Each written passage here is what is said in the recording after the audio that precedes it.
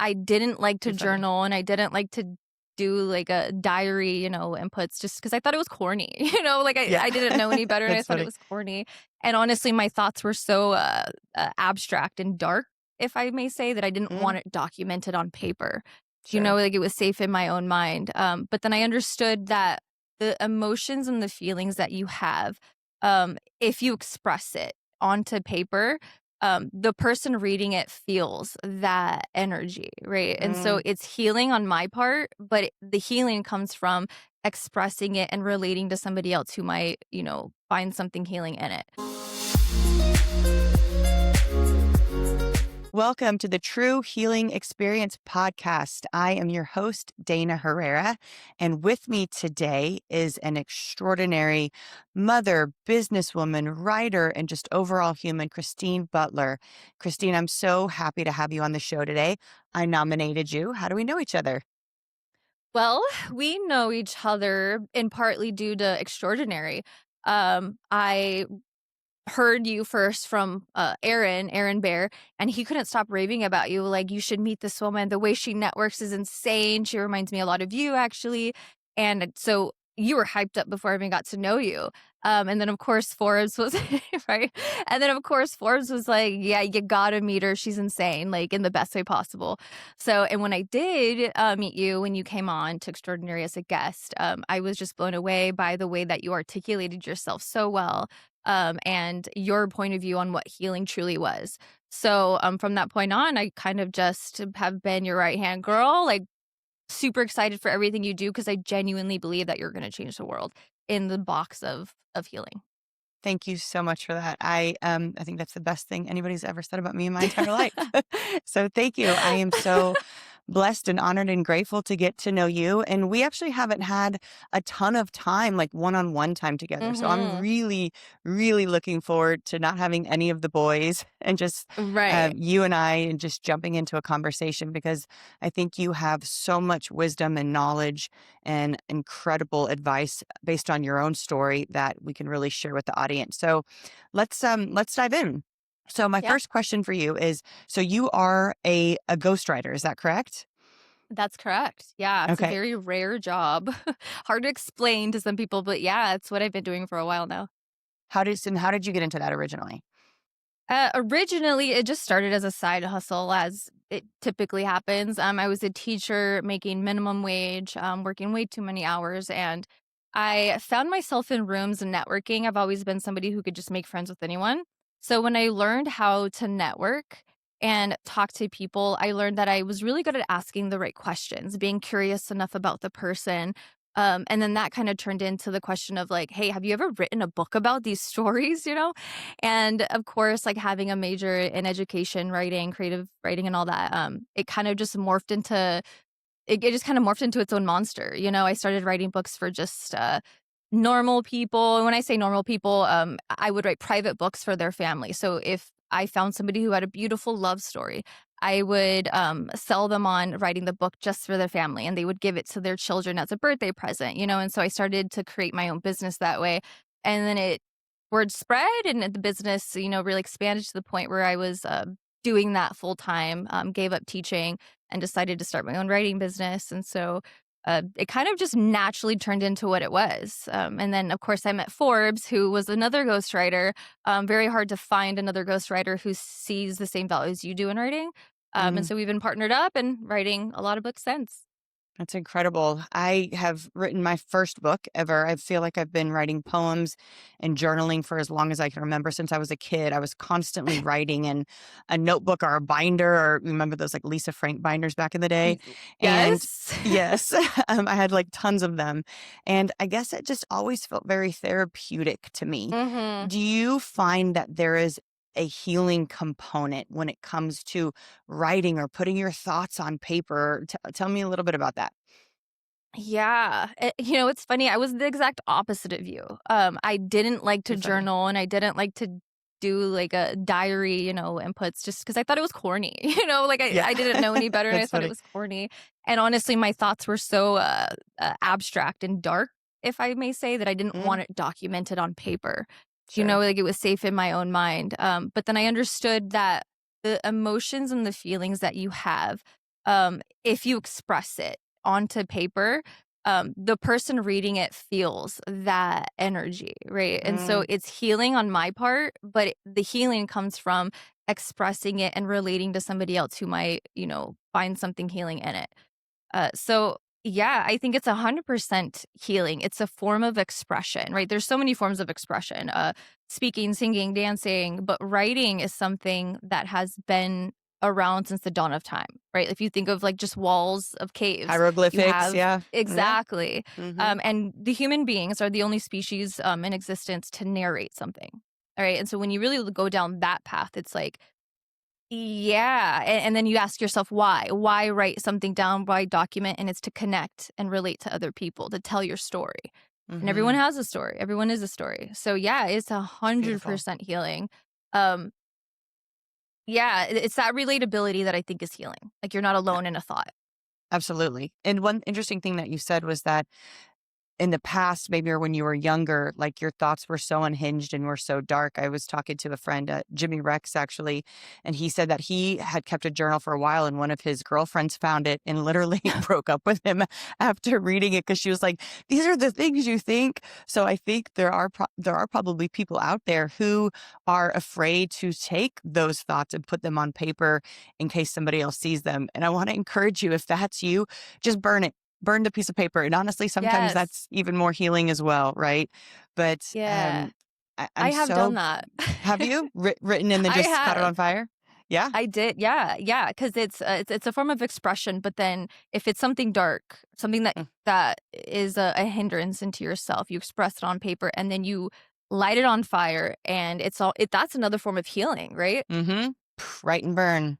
Write and burn. Mhm. Yeah, it's fantastic. And Right and burn.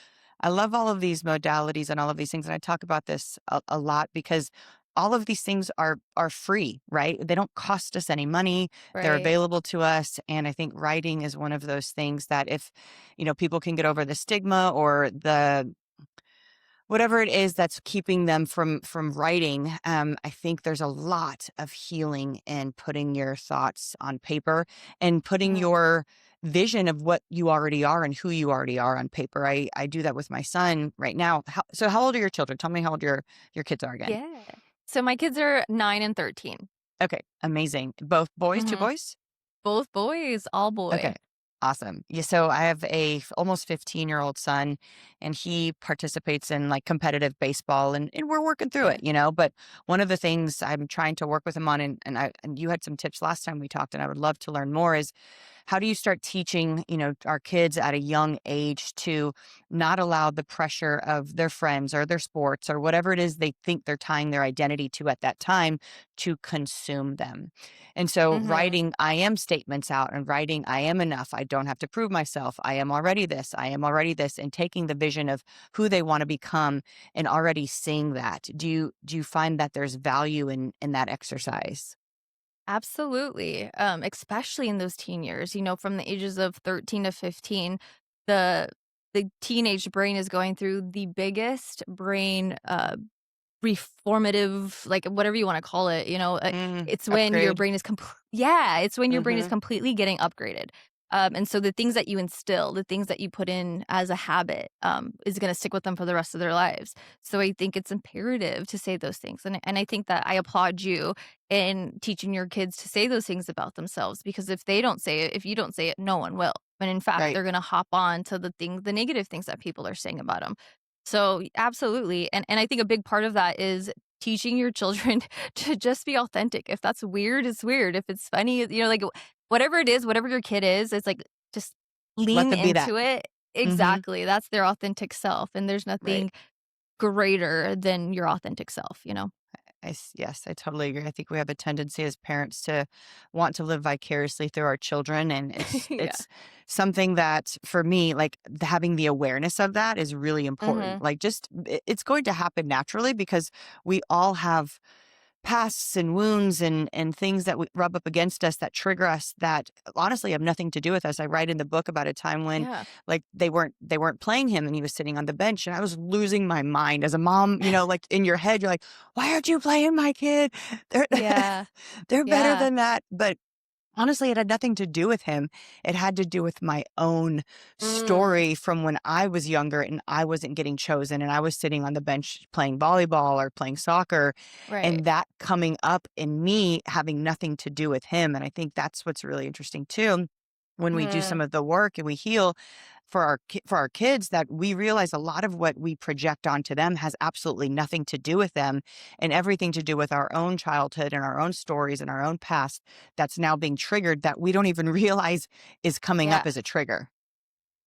I fully agree with that, and it's such a good point because I believe that when you have children, it's almost like you're healing your inner child if you're aware Mm, to it, you know? I mhm. 'cause I do the same thing, like, I wanna go to bat for my kids, and I will, but it within a boundary, you know? Like, Sure. is this me or is this them? Is this Right. benefiting me or is this benefiting them? But And I think a lot you of have parents. awareness around that, which is, incredible, right? Yes. Yes. So Yeah, important. yeah, and for me, it's a little different, right? Because I became a mom before I became an adult. Sure. I had my baby at 18, got pregnant at 17, and it's one of those things that, you you have to you just have to, like, give up who you are and become a mom. Mom becomes Right. your number one job, right? And then you Right. have to learn how to become you again with this Right. new title. And so it could be an identity shift. It is identity shift. So moms, I think, have the biggest, most important role. And I will say that and I will go to the grave with that because it's true. No matter what I do, being a mom comes first, right? And so I always have this view of the world where it comes from mom first, and then it's writer, and then it's wife, and then it's whatever it is, but Mhm. it's always mom first, and it's healing. It's so healing if you allow it to be healing.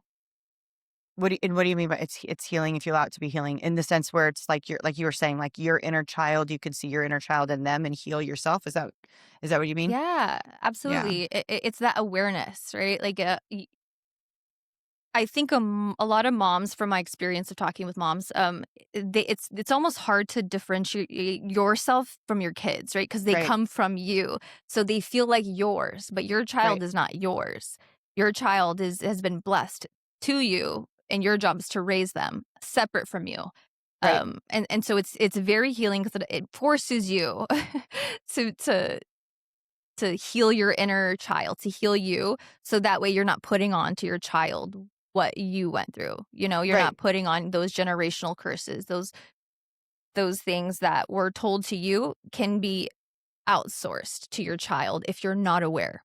Right. Yeah, because obviously we all just want the best for our children, right? But Mhm. until we become aware of, hey, this was something I had in my childhood that I'm taking with me into adulthood. So Exactly. let's talk about a healing experience. So having a child at such a young age and having to become yourself and your own identity and also being a mom and all of that.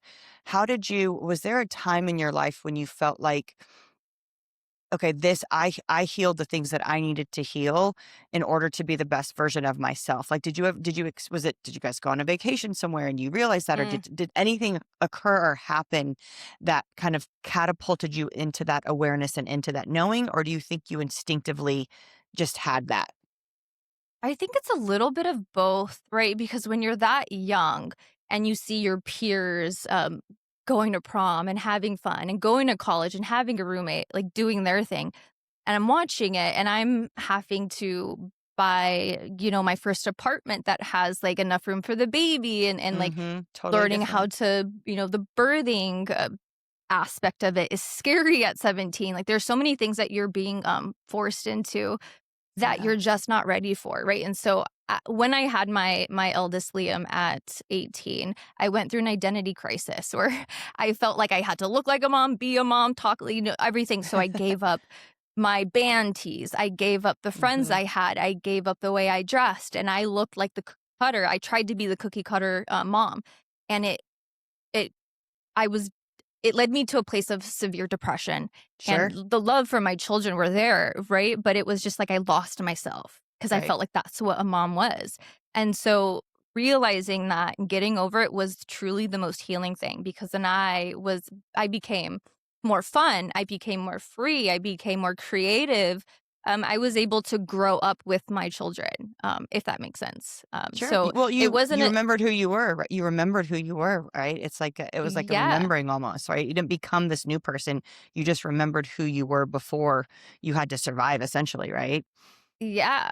Yeah, no, it was the craziest time of my life, but looking back on it, the best time of my life, even through, those depressive states, because Sure. that is when I found out who I was.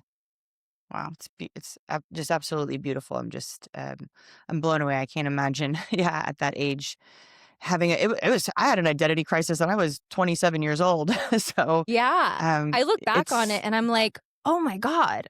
Like, I look at a 17-year-old now and I'm just like, "How did I do it?" how, But I think that yeah. is the superpower of a mom.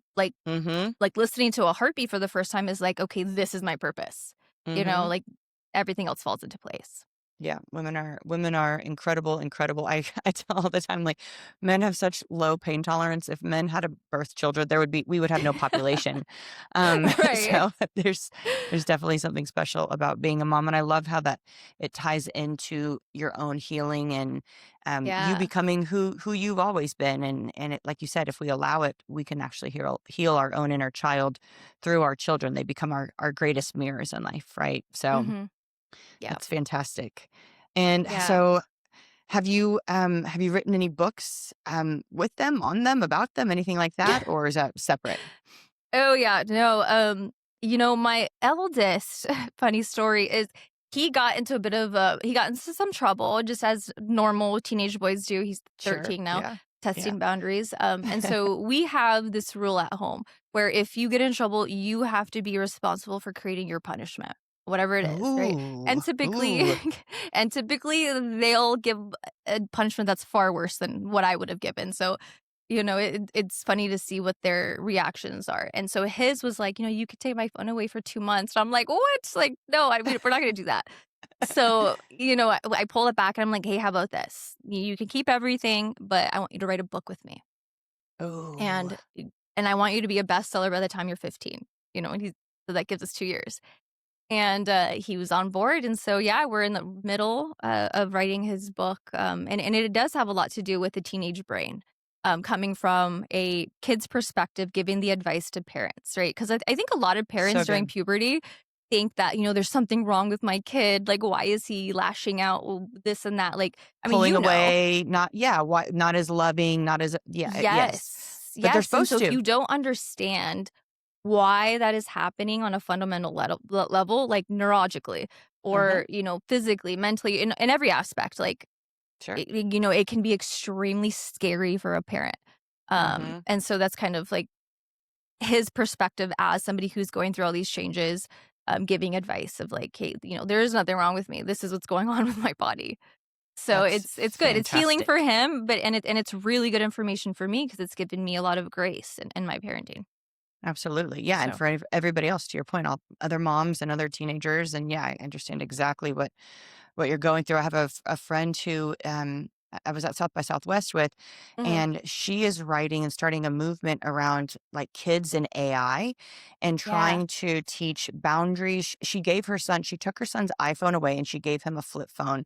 And she basically found on any given day, if he has a flip phone and not an iPhone, she gets 80% of him. Whereas Ooh. when he has an iPhone, she gets about 20% because of all, you know what I mean? And so she's Mhm. starting a whole movement on that, on children, on kids and teenagers and understanding technology and AI and all. There's so much incredible topics that we can bring our children in to tell us about because they're the ones living it, right? Yeah. So No, that'll be it's I will it's so definitely buy his book. crazy. I try to think back on it and I'm like, "Okay, what would I have done if I had Chat GPT like, in high school?" Right? Because like, I'll talk to my son and he'll say, "Well, Chat said this." And I'm like, "Chat's not a real human." Like, Yeah. let's pull back on Chat. But yeah, I have a real bone to pick with technology, AI, and, the ignorance that we have on what it's doing to our children and what it's gonna do in their development, right? Like, it Hmm. cannot be healthy in any sense, and if you're a parent who doesn't have a screen time, doesn't have any limits, and just lets your kids surf on the website or on any internet, platform without any supervision, like, there is something wrong there. Yeah. It's like, the internet can be a very, very dangerous place, for a child who doesn't know how to navigate it and hasn't even seen the world yet. So yeah, 100%. I would love to hear more about, your friend. That just sounds like something needed. Yeah, Lily Safrani is her name. I'll share her information with you. But yeah, it's Yeah. fantastic. She showed me a picture. They were all her son and his friends were all sitting in a basement in New Jersey, and all you could see in the picture was their faces reflecting off the screen. All the Mm, lights were off, and they were just sitting next to each other on their phones. And she was like, "That was it for me. That was the catalyst for me." I'm like, "Yeah." So that's her calling, and that's her movement now. And I think the premise and the thread that runs through all of it is the same, right? We're mhm, human. We're divinely created for a purpose, on purpose. And when we don't have the human connection, which is why you guys created extraordinary stories, because it's all about this human connection and this human collaboration. And when that's taken away from us, we're how are we human anymore? You know what I mean? Like, that's the right. very thing that makes us human. And so I think these conversations are so important, this day and age, as we move into this new era of all sorts of new Mhm, systems, healing being one of them. That's kind of the realm I'm trying to lead the charge in, and bringing experiential regenerative healing, and the understanding that healing has to be experienced, and you can heal mhm, yourself, right? But if yeah. you don't have the awareness around all these other components of what's going on in the world, then you're just going to get sucked right into that, that black hole is the only way I could Yeah, think of it? absolutely. It's like your soul is being sucked out, Mm-hmm. and then We, you're turning into the average, like I feel like creativity is starting to wean, and, like, people are starting to talk the same, look the same, be the same, and there's no, like, way like, with AI, it's like our new medium is ordinary, and mm-hmm. it's so scary to see that, right? Like, yeah, it scares me in more senses than just children. It scares me in the writing sense, in the business sense, but I feel like if you learn how to use AI to be more human, which is what we're all about here at Extraordinary, like, that right there is the perfect harmony. Absolutely. Yes, you have to use it. One interesting thing, I was meditating the other day, and I meditate all the time. It's a practice that I do daily, and I remember I literally heard God, and like, don't outsource me to AI. Like, things that you Yeah. want to use AI for answers, but AI should never take the place of our own intuition. And I found Mhm. myself asking chat things that I would normally ask when I would get still and get quiet and ask God. And it was Mhm. interesting though that I heard that. It was like, hey, AI, use AI, God, go to God. And Right. the How lines do are you going to get blurred when we differentiate that? that's a good question. So I think basic answers, hey, help me put a strategy together, or help me put this content plan together, Mhm. or, pull this person up and tell me everything you know, and what could how could we collaborate? Whatever it is, right? But there are definitely questions on when you're making decisions for your life, for your business, for your children, um, that you need to go in for, and you need to find the Mhm. answers within, and not go to an AI for. Um, Yeah. Yeah, I love the saying, intuition over algorithm, right? yeah. Like, Oh, I you love have to kinda that. go deeper into your gut, and then it's like, is this something that's gonna make me more human, or and make my life easier and cut the time down, or is this something that I'm replacing God with, or intuition with? Mhm. I love that, intuition over algorithm. Mhm. It's beautiful. Yes. No, Yeah. what a perfect saying for this day and age. So I have a question for you as we get ready to wrap up. So, in the wellness space, there's a ton of information and there's a ton of noise, and again, we're living in like the noisiest era of wellness that has ever existed, right? It's all over the place. What is one wellness trend that you don't believe in? Mm. That's such a good question because there's wellness tips and tricks every corner you see. But and this one might be a little controversial, but I I don't just to set the record straight, I don't have anything wrong with a therapist or anything like that. But I think the wellness tip that I don't agree with is that you have to have one. And if you have one, you don't have to have them for years and years and years. I think it's okay to like seek help, but then Sure. find your help in other sources, other ways. Like, it shouldn't just be a one size fits all. And I've had therapists. I think they're great. I have friends who are therapists, but I think a lot of people lean on their therapy Mhm. to make bad decisions or to Mm, use excuses mm. that just don't align with who they are. So it's almost like an excuse. Again, nothing wrong with therapy, but Time and place, yeah. be Yeah, careful. Yeah. for sure. There's Yeah. actually I And it's read a okay to study date the your other. therapist, find Right, something that yeah, works yeah, for find you. somebody that works, yeah. I Yeah. read something too the other day that basically stated too that just talking about your problems is not does not solve your problems. Like, there has to be deeper work, involved, and talk therapy just in and of itself isn't Yeah. going to help you get to the root of the trauma and then heal and release the trauma. And I found that really interesting because that's to your point, for a long time, I was like, "Oh, just, go talk to somebody."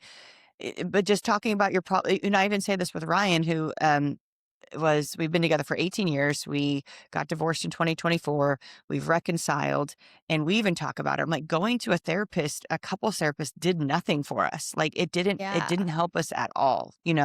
We had to separate and go inside and do our inner work the way that we were called to do our inner work, and then come together. Just talking about the problems, I think, made it worse. Like, we just get in the car and blame each other, and Yeah, or that was like our the therapist experience. on my side. Yeah. Yeah, no, Yes. I completely get that, and again, nothing wrong with it. So I think that there's a time and place for it, like you said, but It's not the therapy end can all look be like all. a right, and Mm, like a therapy can look like a hike. A therapy can look like a talk with your tribe. It does take a mhm. village. It takes a village not just to raise your children, but it takes a village to be a good human. It takes a village to stay in a relationship. Like, lean on your people. Yes, yes, I think that is so important, and I'm learning that. I'm used to being, a loner and just flying kind of Yeah. solo and figuring things out. That's how I've always been. I'm an only child, so that's probably where it started, but I'm Yeah. learning, and I just wanna thank you guys so much for the open arms, the support, the encouragement, the love, including me and doing this life together and doing this journey together, because there's nowhere for us to go. We're not getting anywhere, right? We might Mhm. as well enjoy the journey while we're on this path of life. And so thank you guys, and thank you, Christine. I appreciate it. And it was just such a pleasure having you on the show today. And let's do this again sometime. Yeah, thank you for having me on. I loved it. I love the healing experience. Thanks for listening to the True Healing Experience. You can find the Four Dimensions of Wellness book by Dana Herrera and the Four Dimensions of Wellness assessment on theco.life. That's THECO.LIFE. We'll see you next time, where science meets soul.